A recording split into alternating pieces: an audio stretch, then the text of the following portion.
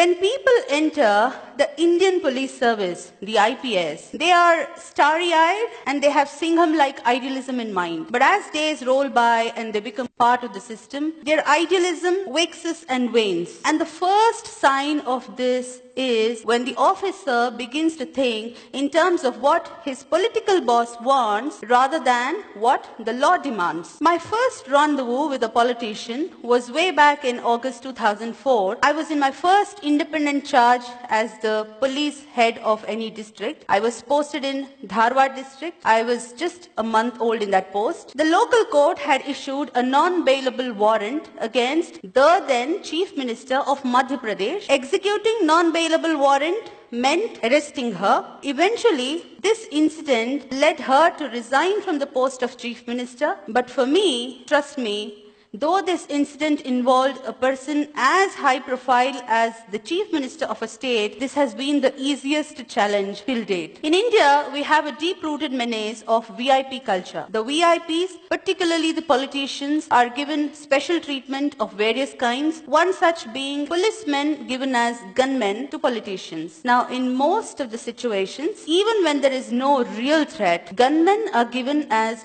status symbols. And the more the gunmen, the higher the status it is perceived. And it's not an exaggeration at all that many a time most of these gunmen are used as boys to run errands. I was posted as the Deputy Commissioner of Police, Bengaluru City Armed Reserve, and my job was to supervise man management, personnel deployment, and therefore I took stock of the situation as to where my boys had been deployed. And to my utter shock, I found that a number of politicians, the public representatives, the MLAs, MPs, MLCs, and so on, had kept gunmen in excess of the authorized number they were supposed to keep. Now, I made a list. There were 82 politicians who had kept about 216 gunmen in excess of the number they were entitled. I started withdrawing them. The first resistance came from my own boss, who reprimanded me in front of my subordinate officers. Yet, undeterred, I completed the task. I withdrew till the last excess gunman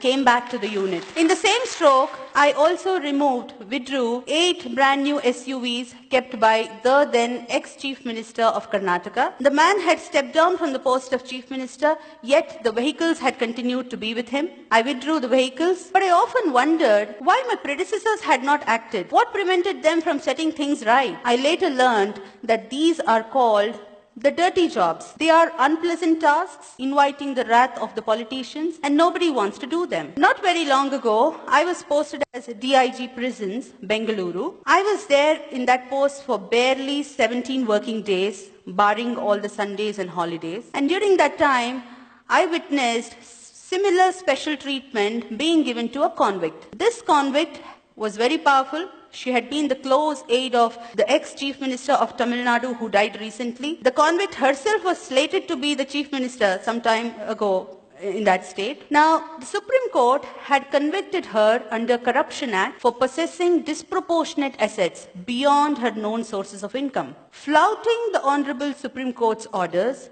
the jail officials had given special facilities to her as quid pro quo. So I reported this irregularity. And soon after this report, a number of people asked me, was your act a well thought out one or something done at the spur of the moment? Frankly speaking, I did not think of the consequences. There was no need to, because I was clear in my mind that I had acted in a manner most transparent and accountable, which every public servant is expected to. Now, after this report, I was slapped a defamation suit notice. So what is the take home? If you stir hornet's nest, be prepared for all kinds of oddities and notices. Now the law is very clear, rules are very clear. If a public representative is booked or named in the FIR as accused, be it the MLA or MLC or MP, he cannot claim it as his privilege. There can't be any privilege motion against the person who does it. Yet, unjustifiably, I was slapped the notice. I was made to appear before the privilege committee of the state legislature a number of times, and it dragged on for several years. And now, what is the take home? what is the lesson that the politician is driving home in this? He is trying to teach the lesson to a bureaucrat. If you take me head on, this is what is going to be meted out to you. He is creating a fear psychosis in the mind of not just that particular individual bureaucrat, but in the whole clan of bureaucrats. And if the bureaucrats gets scared and succumbs, the politician succeeds in his purpose. Trust me, not many officers are willing to face such notices, because for acts done in official capacity, these kind of notices create a lot of personal discomfiture. They take away personal time, energy, peace of mind, and of course money if you have to fight it out in the court of law, and therefore nobody wants to face them. But in my personal opinion, just like every occupation has its own occupational hazards, these notices, be it the privilege notice or the contempt notice or any other kind of notice, defamation notice, whichever, they are the occupational hazards which have to be faced boldly by the bureaucrat. Now,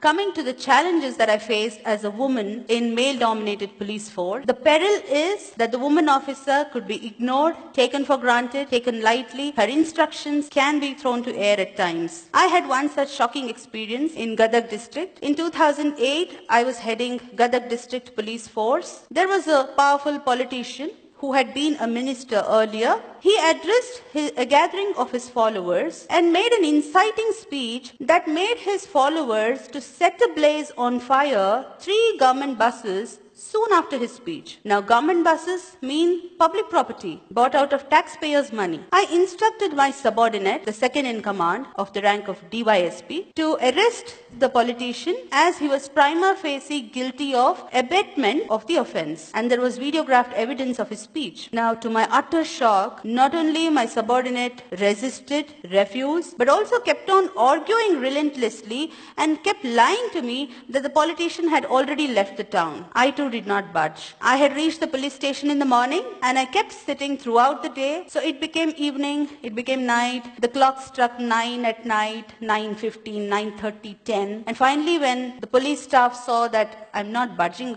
out, they somehow managed to get the politician to the police station. And then I instructed the station house officer of the police station to carry on the arrest procedures legally and to hand him over to the judicial custody, which was carried out. Now, upon the subordinate who had been lying to me, I took upon an inquiry and found that he was in constant touch with that politician over phone, though he had been lying to me that he was nowhere to be found. To this effect, I sent a report against the subordinate, the DSP, to the government as well as the Election Commission of India, because by that time election machinery was in place, and the government suspended him and he remained in suspension for more than a year. Now, challenges therefore are manifold, yet if the officer is willing to take risks, if the officer has nothing to hide, if he is clear in mind that he has acted lawfully and is fair, if he does not cling on to politicians for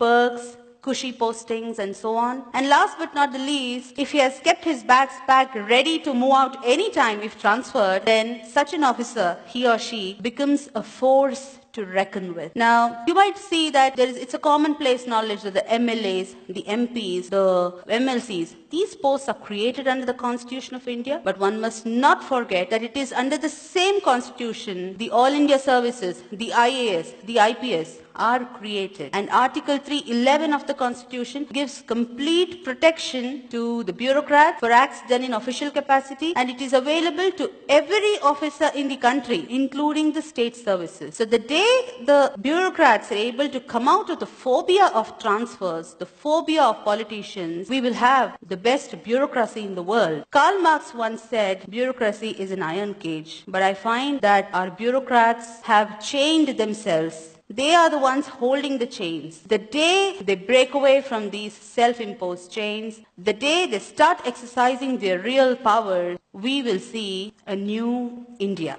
Thank you.